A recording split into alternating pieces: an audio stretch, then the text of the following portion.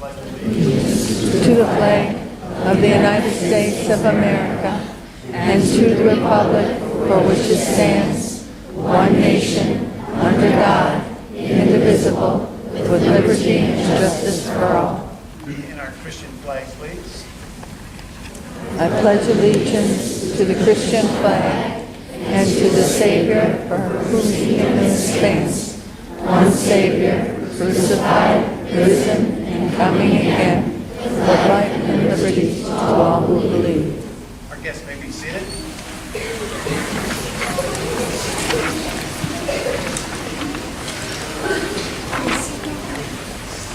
Let's open up with the word of prayer, please. We pray.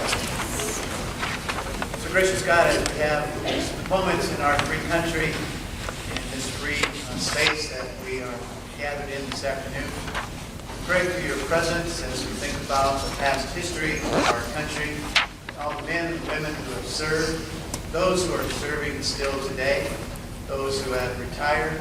We're very thankful for all who continue to serve, so that we might be a place where we are free, and where we can worship and thank you for all the good gifts that you continue to give to us. So again, be present with us as we are gathered here this afternoon. We pray these things in your name. Amen.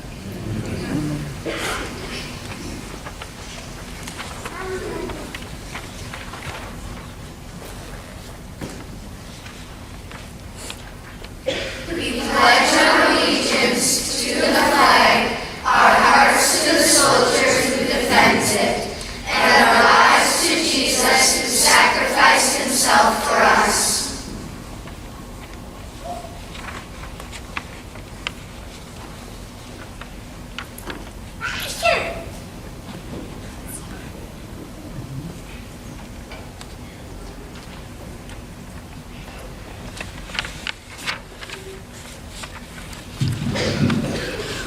When Francis Scott Key wrote the Star-Spangled Banner almost 200 years ago, he called America the land of the free and the home of the brave. Those words are as true today as they were then.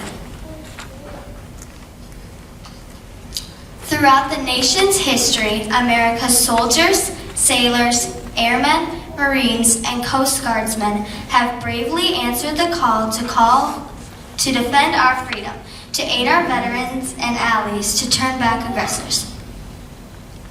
We can never fully repay our debt of gratitude to the more than 650,000 American service members who died in battle or the 1.4 million who were wounded. We can, however, recognize and thank the 25 million veterans still living today, and we thank God for them.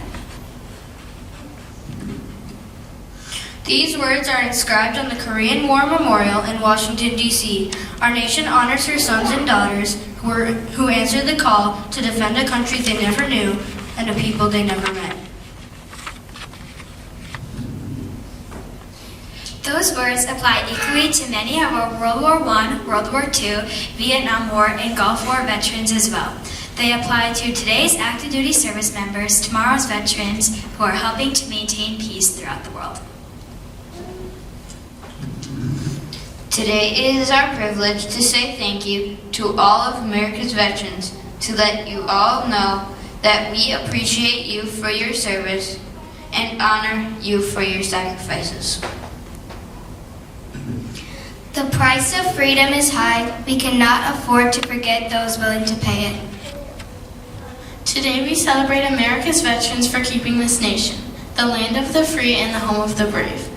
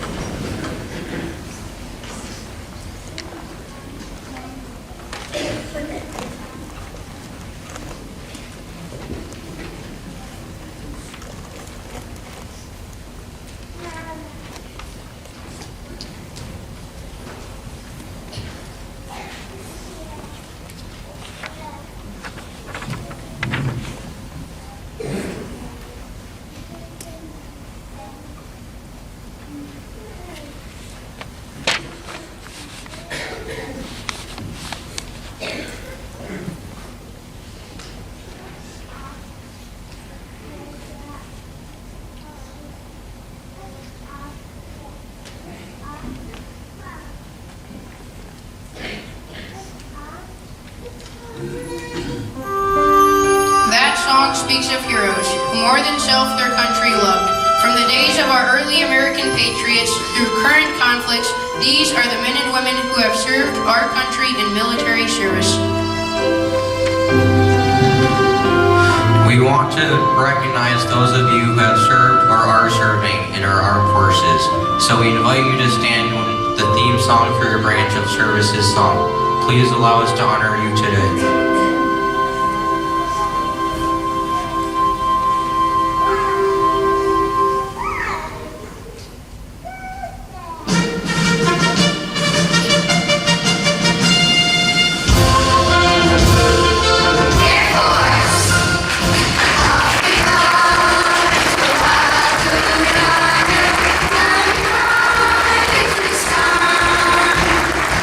Here they come to meet me.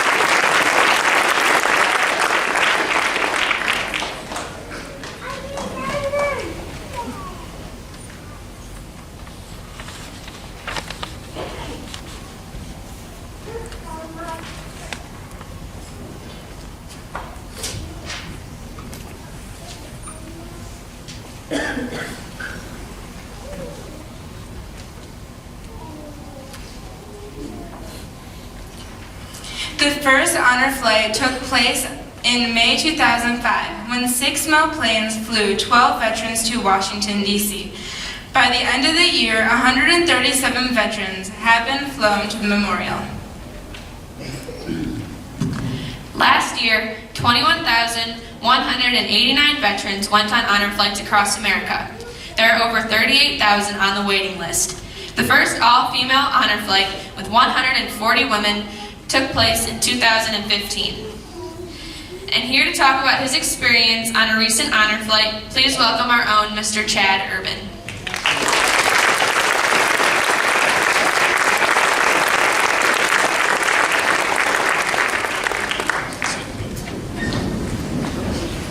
Could be a while, they might want to sit. So I'm honored and humbled to be here today to talk about Honor Flight. When we talked about doing a theme this year for Veterans Day, I had signed up to be a guardian for Honor Flight probably 2 or 3 years ago, and never got a call back or anything, because you get a call back if someone doesn't have someone that can take you to DC. So I kind of waited and actually kind of forgot about it a little bit. And about 2 months ago, I got a call asking if on October 23rd, I would be a guardian and chaperone veterans to Washington, D.C. I was honored, I was humbled. D.C. has always been important to me, Washington, D.C., with my family. Here at New Hope, we go every other year with our 7th and 8th graders to see the honor that there is in our capital, the integrity, everything that we've learned from our forefathers. And all of us have a story of where we learn an attitude of gratitude to our veterans and to the people that have served our country. And mine is my grandpa. And here's a picture that I just actually received of my grandpa probably a week and a half ago from my aunt. She said, Veterans Day is coming up here. Here's your grandpa from a picture from Pierce, Nebraska. My grandpa Lee Otto served in the Army. And a lot of the stories that I heard from him from World War II, the coming back, the greatest generation, all the different stories that he shared gave me gratitude and appreciation for the men and women who serve our country. In the next one, this is another one that was given to me, and this was actually sent to my great-grandpa, William Otto, who I never met, but in a letter from Jimmy Carter, just showing appreciation to our veterans and those who served in World War I. So this was something that I had never seen before. Again, these were just given to me about a week ago from my aunt, but very cool to see our government giving back and thanking our veterans and showing that there is appreciation in our country for what our veterans and our service people today are still doing. So on October 23rd, I went on an honor flight with 2 veterans, and those 2 veterans are here. This was taken early in the day. They're still smiling, they still are happy and not tired. So I told them that I would take pictures for them through the day. Okay, but not too many pictures and this and that. And I'm like, well, just put your phones away, kind of enjoy the day. So on the left, farther away, his name is Charles Winnikins. He is from Denmark. He is a farmer. He is still farming at the age of 72 and loves it and is out in the fields every day. And to the right is Donald Vanderheiden, also a farmer from Freedom, Wisconsin.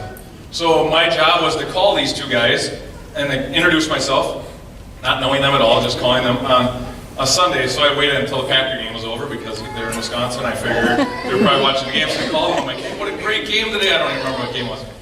And they're like, well, I don't have time to watch a game. I'm a farmer, so I don't even watch. I'm like, you like sports though, right? And they're like, no, not really. So I'm like, so what are we supposed to talk about all day long? Because I do. So I learned a ton about farming in Denmark and Freedom. They found out all these people that they knew. They didn't actually know of each other, but they knew a lot of people. They worked the same farms. They worked for the same companies and things like that. So I learned a ton about farming, and if the ground is tilled a little bit more and the hard pack, and it's easier to drive the big combines and stuff. Yeah, whatever he did to it. It was awesome to sit and listen to these 2 guys kind of tell stories. So this was at the beginning of the day. They are still smiling. This is on the plane. So in the morning for honor flight, you get to the Appleton Airport, and they take a picture of each of the veterans. And then the veterans get breakfast and things like that, and then they meet their guardian.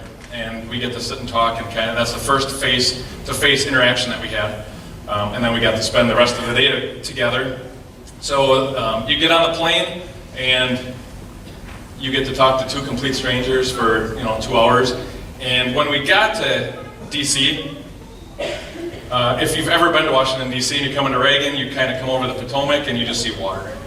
And you're getting really close to the water because the runway is like right at the water. So we're coming down, and the guy on the right, his nickname is Ducky. But he said, as he saw the water, Ducky doesn't swim like a duck. So he was hoping that we would actually make it to the runway. We did make it to the runway. And we bounced like a basketball down the runway, and that is no joke. We bounced, and something happened with the air pressure or whatever, and all of a sudden the line to the bathroom was very long after we landed. The pilot came on and he said, I just wanted you guys to remember what it was like to land on one of those carriers that you guys landed on. So that's how the trip started. It's going to be a long day. Once we get out of the airport, or out of the airplane, we get into the airport, there are people from every other gate lined up throughout the entire DC airport until the very end. It's not a huge airport, but it's a lot bigger than Appleton. So you're walking through, it probably took us 45 minutes to walk through a celebration for these veterans. Signs saying, welcome home, people hugging them, people crying, people that don't even know who these people are. Thanking and showing appreciation to our veterans. So as the day went on, we went to Iwo Jima. If you've ever been to DC, that's the Marine Memorial. And they take a picture of the group, and then they send that home, or they actually get that at the end of the day. So they take it in the morning, it's ready for them when they get back to Appleton. It's just this phenomenal organization. So in the next picture, this is one of my favorite pictures. This is at the Korean War Memorial, and you kind of have to know where this is. It's not just right out in the middle, but I've been to DC like 12 times, so I knew exactly where this was. So I took them on a little walk to get there. Not totally excited. You can see they're kind of still half smiling at this point. But freedom is not free. And to see two Vietnam vets, two Army vets, standing beside a sign that says freedom is not free. Just the power in that picture, and the appreciation for those two and for their service. In the next picture, this is at the Vietnam War Memorial. There is a small garden, and it has 8 yellowwood trees around it. And the yellowwood trees signify the 8 women that were lost in Vietnam. So they have those, and they were actually 8 nurses that passed. So this was kind of a harder memorial, as these two both served in Vietnam, and you can kind of see it in their faces that they weren't real excited that I wanted a picture, but I'm like, you know what, you guys are Vietnam vets, I think you're going to want this picture someday. So it was a tougher one. And then the next picture is the last one, and this is Charles Winnikins from Denmark. He actually lost 4 friends in Vietnam, and all 4 of them went to high school with him. This is a picture of him with his finger next to one of his friends that is on the wall. And what we were able to do is take some paper, and he was able to take a pencil and make rubbings of all of his friends and actually take that home. And I believe now it's in Denmark High School for the 4 high school students. Nobody had ever thought of that. He wanted to do that to honor those 4 from Denmark High School. And as you kind of look at that Vietnam Wall, the numbers were staggering from Vietnam and the loss that we took as Americans. And Charles actually told me these numbers, and then I looked them up just to make sure he wasn't messing with me, because he messed with me all day long with other things. But 58,267 names are on that Vietnam Wall. They added more in 2010, and there's still some that they're hoping to add as it goes. There are 3 sets of fathers and sons on that wall. 39,996 on that wall were 22 years or younger. 8,283 of them were 19 years old. 33,103 were only 18. 12 soldiers on the wall were 17 years old. 5 soldiers on that wall are 16, and 1 soldier, Private First Class Dan Bullock, 15 years old. 997 soldiers didn't make it through the first day of Vietnam. 1,448 soldiers died on the last day of Vietnam. 31 sets of brothers are on that wall. 31 sets of parents who lost 2 sons are on that wall. 8 women on the wall, like I mentioned before, all nurses. 244 soldiers were given the Medal of Honor in Vietnam. 153 of them are on that wall. after seeing that wall and sitting and talking in some of the different places that we went, the three of us got to spend a lot of time together. There was 110 people on my flight, but a lot of the time you can kind of disperse and go sit. And we sat as we waited. A lot of the veterans are able to walk around DC. Some of the veterans are in wheelchairs and some of them can't get out of the wheelchair. So it takes a little bit longer. So for me, I had two able-bodied veterans, so we had a little more time. We got done a little quicker.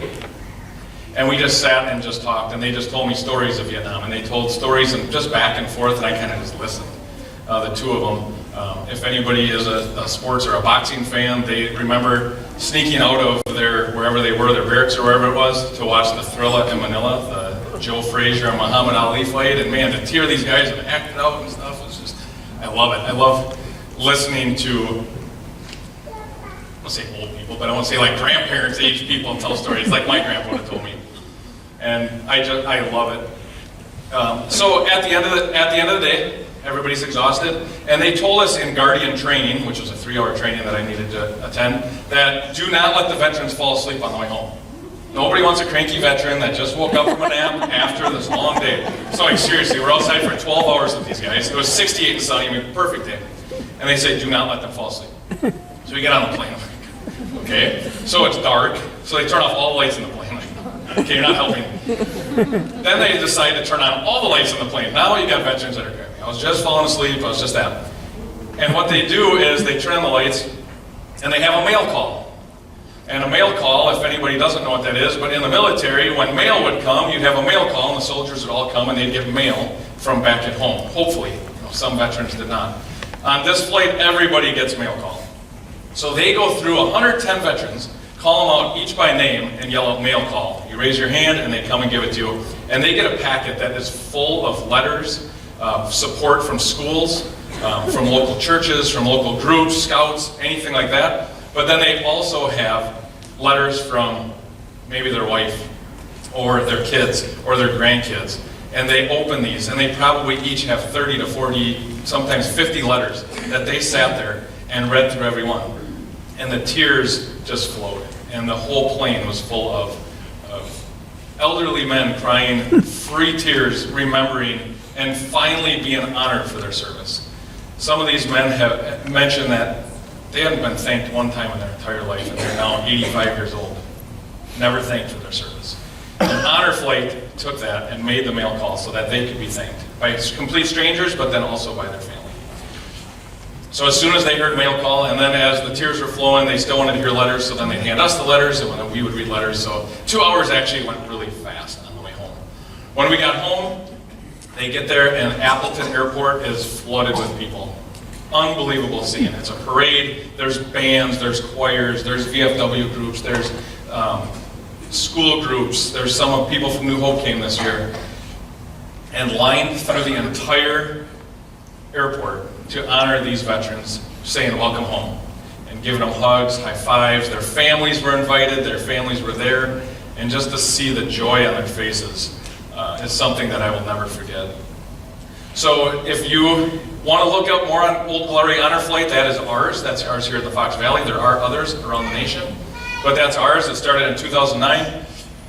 I wish my grandpa could have gone on an Old Glory Honor Flight. He didn't, but my mom, because she's my mom and this is what she does, she loves Washington, D.C. She took my grandpa on an Old Glory Honor Flight before this was even a thing. And she took him to all the memorials. She took him to the World War II memorial the year it was born, or the year it was built. And took him through the city, took a picture of him on Mount Vernon, and those are things that she'll cherish forever.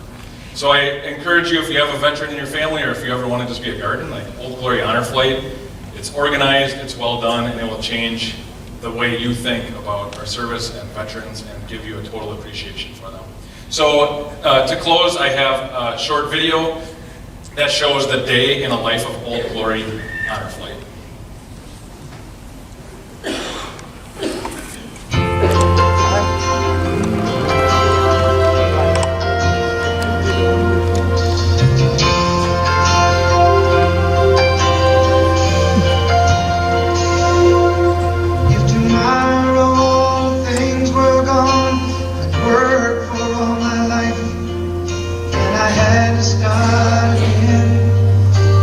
Children and my wife. stars to be living here today. 'Cause the flag still stands for freedom, and they can't take that away. And I'm proud to be an American, where at least I know I'm free. And I won't forget the men who died, who gave that right to me. And I'm glad we stand up next to you and defend her still today. 'Cause there ain't no doubt I love this land. God bless the USA.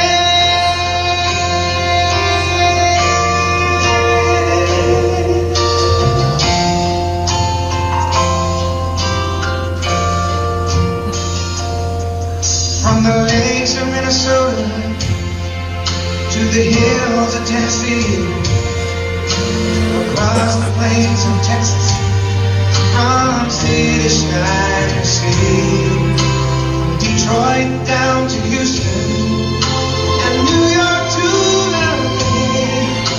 There's pride in every American heart, and it's time we stand and say, I'm proud to be an American, but at least I know I'm free. And I won't forget the men who died, who gave that right to me. And I'm glad we stand up next to you and defend her still today. 'Cause there ain't no doubt I love this land. God bless the USA.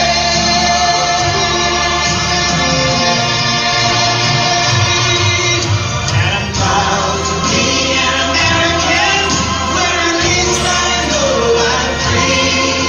And I won't forget the men who died, who gave that right to me. And I'm glad we stand up next to you and defend her still today. 'Cause there ain't no doubt I love this land. God bless the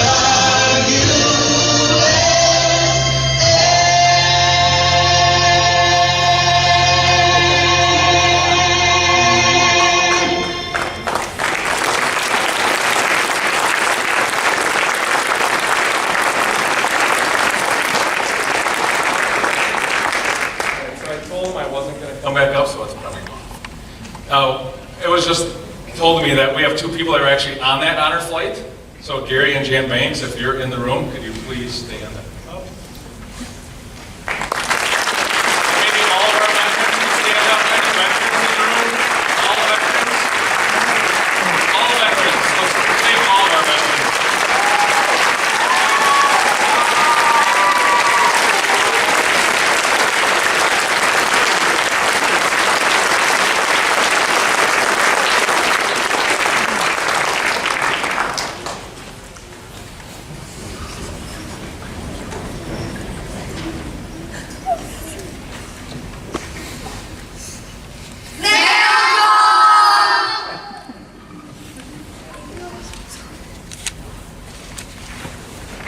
If you are a veteran, please raise your hand.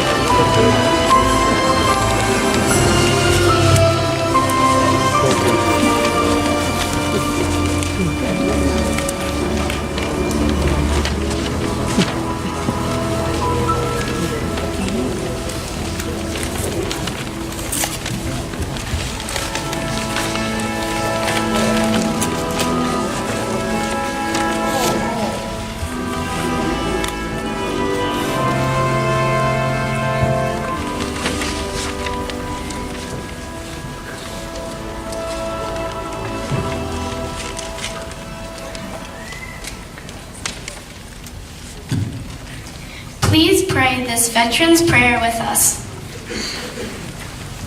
Dear Lord, I served my country. My love for her is strong. I stood behind Old Glory when others thought her wrong. I joined in celebration and raised a toast and cheer. I pledged her my allegiance and sung her anthem dear. I've wept for fallen comrades who proudly fought and died. The freedom they defended, I cherish deep inside. I'm proud to be an American. For strength and peace I pray. There is no greater country. God bless the USA.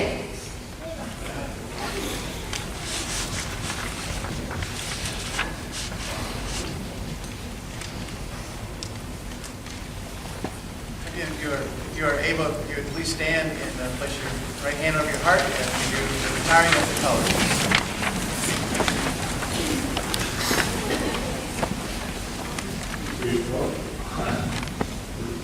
And salute. Three colors.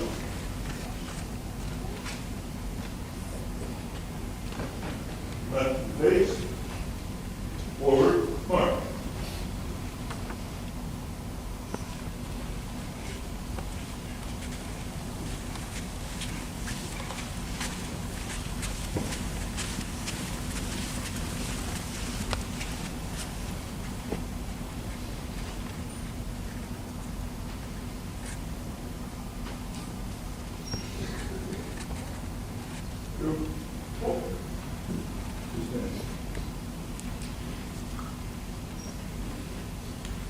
Please be seated.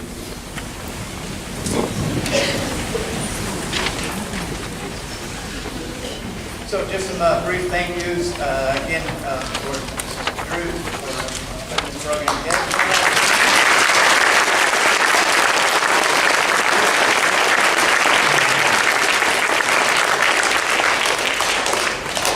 Mrs. Jay for all the artwork that's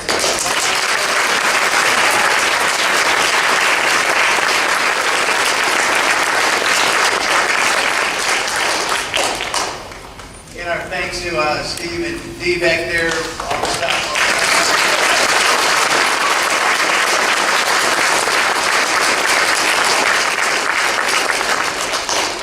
And our 5th, 6th, and 7th, and 8th grade teachers.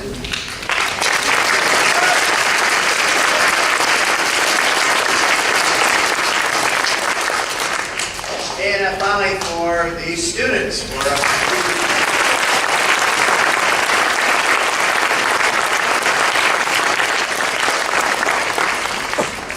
So the children will be dismissed. They'll go back to their classrooms. We'll do the regular pickup line. But again, if you are here and you have your students are here, and you're welcome to get them. And again, just make yourself safely back out in the parking lot as you leave. The pickup line will be arriving. So with that, you are dismissed.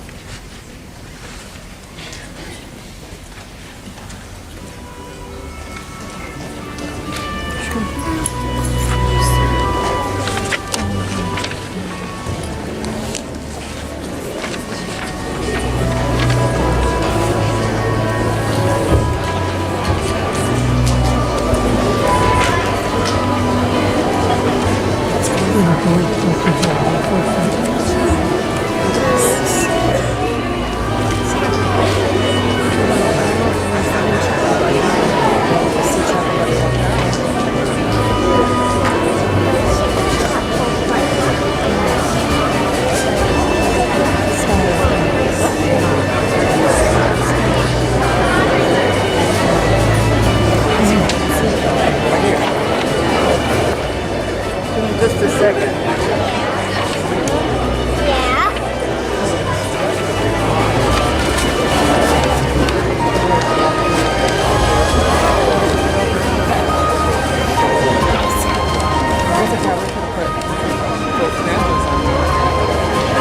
Yeah, I was thinking. Oh, that's. I was thinking they were